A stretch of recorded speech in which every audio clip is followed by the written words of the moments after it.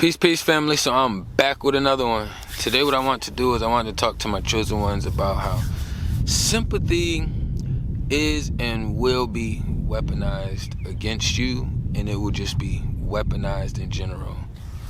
In today's society, this physical realm that we are temporarily here occupying, during this shift, a lot of beings using the witchy playbook have figured out a way to get their way, maintain a certain level of power and control by using this sympathy tactic.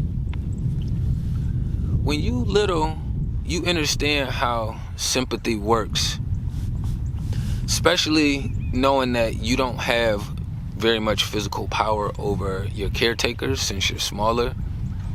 So you figure out ways to kind of feel extra bad when you're in a bad space. You know, like, not like you're in like some toxic space. What I mean bad, I'm just meaning substitute that for being sad. You know, when you're in a sadder state, something more, it's real sympathy. You could have went through something traumatic with or just some kind of experience with a sibling or a peer or somebody younger, and you go back to your parents and maybe you hurt yourself physically, or maybe it just hurt spiritually, meaning some words were said that really hurt you.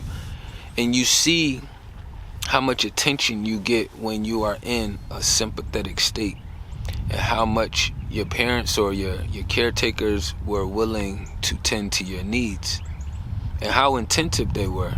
You know, and that's if you had those kind of caretakers around. But most of us, even if we didn't, we still knew how to wiggle around it, you know.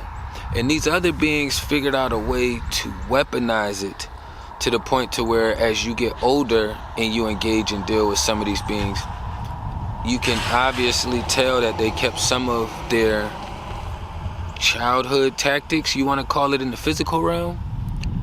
But in the spiritual realm, I know it's just they transition. They're still using the witchy playbook, so I don't look at it as, okay, this is their childhood that's creating this. Like, no, once you get to a certain age, you're at a certain level of awareness. You are now responsible for your life.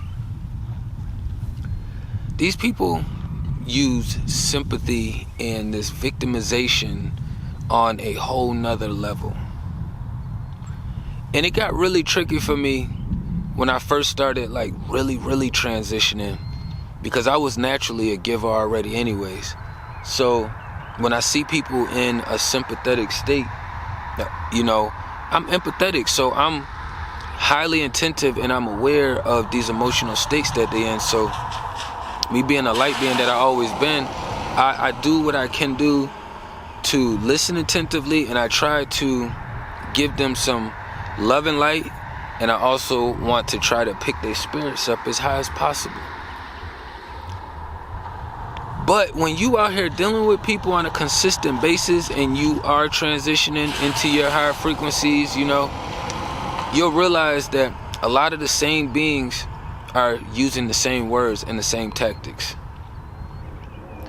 Everybody that's using that playbook are all using the same sympathetic excuses and playing the victim.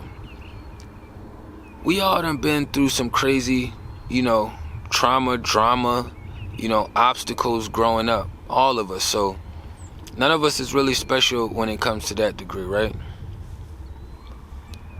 But the way they use being the victim to pull sympathy from people, they're literally extorting you for your energy, and they're masking.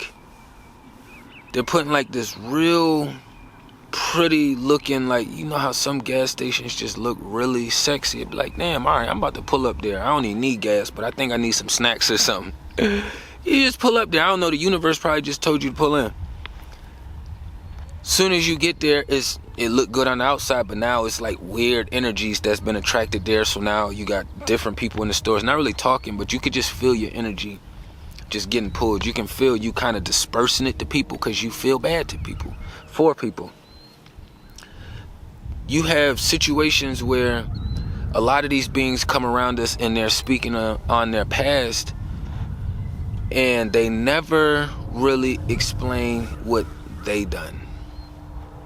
Everybody from your past is not on demon time. Some people just wasn't aware and they just got reconnected with source, outside of you or after you. But the way they utilize this victimization and trying to pull sympathy is a lot of them, when you start engaging with them, they have a hard time still to this day taking accountability and addressing their role. So when I was in that space of pointing the finger out a lot more, because it was just like a lot of weird stuff happening around me that was trying to affect my vibration, eventually I got to a space where when anything compiles or it becomes too much, I always have to turn it back to myself, because I'm in control of myself. I cannot control everybody outside of me to the highest degree. We can't control people. It's why the system does what it does. But a lot of people like to say, oh, we can't control people. Yes, we can. And we do it all the time. We do it all the time. It's just the ones who's actually honest about it and the ones who lie about it. That's why you use extra words when you're trying to influence somebody to do or go to a certain location that you want them to go. Maybe they didn't want to go to the park and they wanted to rest, but the way you kept putting emphasis on it, you end up controlling them to a certain degree to get them to go out to the park with you. You know what I mean? So everything is on a percentage scale. And the percentage scale that these people are claiming false victimhood and using this, trying to pull sympathy from people because they know that's one cop-out way that they can always get energy. That is one cop-out way that they can always receive intensive energy. When people are looking to pull sympathy, and I notice even when it's been around me, you're usually more focused on that being. You're not really focused on all the shit that you got going on in real life or whatever it is you was doing at the time, or all these other things that could be happening, transpiring. You're more focused and empathetic and kind of sympathetic towards this being who's looking for this vibration from you. But I had started to realize, like, with I've been in a lot of relationships, but I always start like this crazy weird transition. When I really start becoming aware was when I transitioned from my ex to my BM. Different vessels, same energy, same frequency. They use damn near the same words, except my ex was more in your face and my BM was more subtle, like sneaky. So my ex will probably like break my PlayStation or like bleach my clothes or some shit, but then my BM, she'll do something like make my clothes disappear, so that way, like, I don't really know what happened to him. It's always like, I know what they call is that shit covert. I don't really care about the titles. It's all the same playbook to me. But that's when I realized that it was weaponized on a whole nother level, because you run into people and you meet people and you trying to, we all done been through shit. So everybody, you trying to pull yourself up, you trying to help them pull themselves up, and in the process, it's like you're pulling and they're giving you resistance. I put a rope down in the ditch for you to get you out because it's a mudslide. You had a hard time getting up. And I'm pulling. I done went out my way. I got you a rope. I put the rope down in the hole. And you grab the rope, right? You like, pull me up. And I start pulling. And every time I start pulling, you may get a little bit off the ground and you let go. And because I cannot see you, because I'm pulling so far back, I'm not looking over the hole, you tell me some lame excuse. So then I feel bad, and now I'm like retrying again. And I gotta exert more energy, more time, more effort into figuring out how to get you out this ditch, when the whole time you wasn't trying to leave this ditch. A lot of people will sit there and victimize themselves and use sympathy, and they aren't trying to move out of that space. They want to live right there where they at.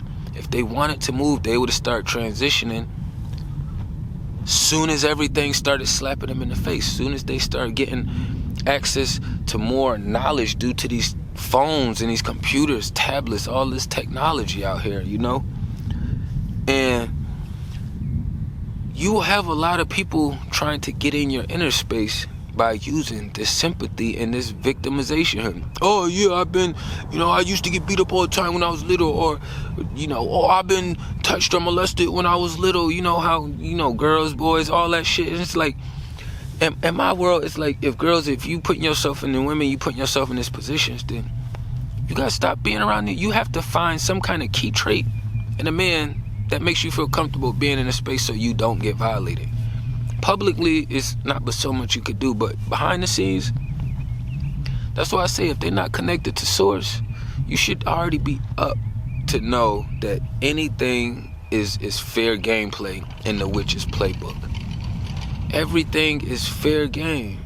So when we had things happen to us in our past, you learn and you grow from it, and you'll have a hard sensory system placed around it, so that way, if anything is making you feel uncomfortable, uneasy, or getting too close to those sensories, it's gonna start to go off and alert you. A lot of people say, oh no, that's like you just gotta put your guard down, or you're just worrying too much, or you experienced it, but it's not with me. And it's like, bro, if you wasn't the person that violated her, right, then you shouldn't be concerned with her sensories, because you should already know throughout time your walk of life is going to show that she can trust you. So that be my process, even with having to engage with females who've been through a lot of shit. But when you are trying to pull my sympathy and empathy, you can try, and I'll give you something like the first 2 times, the first couple days, first couple weeks or so. But after that, it's like when I see that, okay, you're not pulling back, you're not trying to like climb the wall as I'm pulling the rope, you're not trying to communicate with me and engage with me and let me know, all right, you making your way out the hole while I'm sitting here putting all this energy and time into getting you out.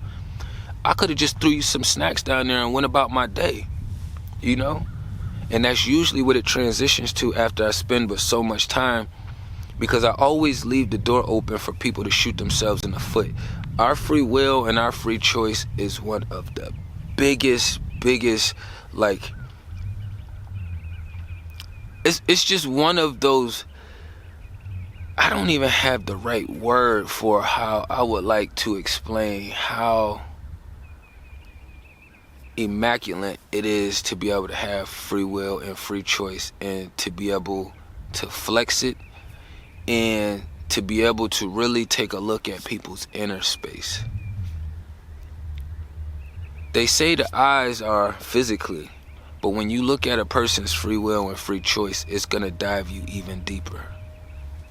But I ain't want to run it up too long, you know what I'm saying? It will be weaponized against you. It's going to be used by any means necessary. They may try the anger tactic against you. If the anger tactic don't work, the screaming and yelling or the throwing temper tantrums, it's gonna revert right back to, I'm a victim. You shouldn't have did this, or it's gonna vary, because it's such a chaotic space, and that's the turmoil that they have to create. So it doesn't make any sense when it's happening, but that's the whole purpose of it. So that's why when I start going or have to experience those weird spaces with people, I already understand. I'm gonna just call it milk, right? But it's baby calf food. Cow milk is baby calf food. We call it milk because we're fucking weird as humans.